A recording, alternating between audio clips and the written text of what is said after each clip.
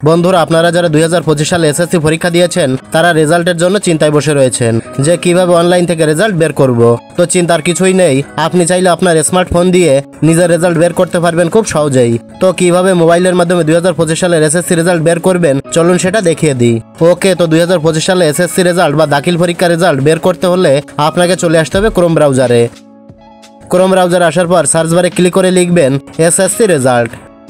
SSC result লিখে search করে দেবেন। সার্চ করার সাথে সাথে এরকম একটি ইন্টারফেসে আপনাকে নিয়ে আসবে। তো আপনি এই পেজে বিভিন্ন ধরনের ওয়েবসাইট কিন্তু দেখতে পাবেন।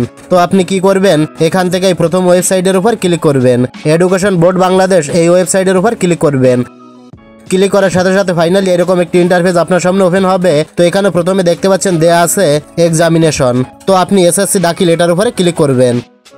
ক্লিক করার পর এখানে দেখতে পাচ্ছেন এসএসসি দাখিল আছে, এসএসসি ভোকেশনাল আছে।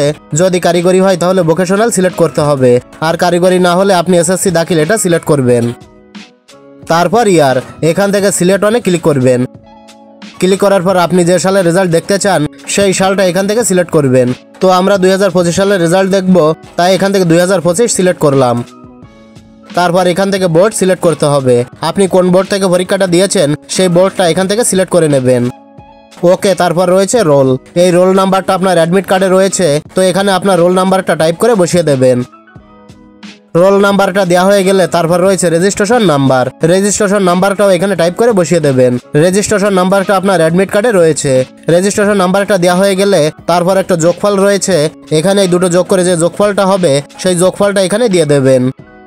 এখানে আপনার ইনফরমেশনগুলো দেওয়ার পর ভালোভাবে চেক করে দেখবেন যে সবকিছু ঠিকঠাক আছে কিনা। যদি ঠিক না থাকে তাহলে এখান থেকে রিসেট বাটনে ক্লিক করে রিসেট করে নেবেন। আর যদি সবকিছু ঠিকঠাক থাকে তাহলে এখান থেকে সাবমিট বাটনে ক্লিক করে দেবেন। তো আমি এখানে সবকিছুই ঠিকঠাকভাবে দিয়েছি, এখান থেকে আমি সাবমিট বাটনে ক্লিক করে দিলাম।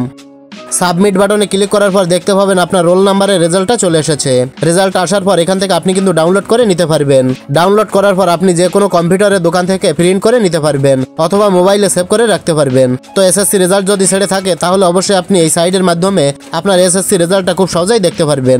আশা করি ভালোভাবে বুঝতে পেরেছেন যে কিভাবে 2025 সালের এসএসসি রেজাল্ট দেখতে হয় বা বের করতে হয়। তো এটাই ছিল দেখানোর। ভিডিওটি ভালো লাগলে লাইক, কমেন্ট ও শেয়ার করবেন।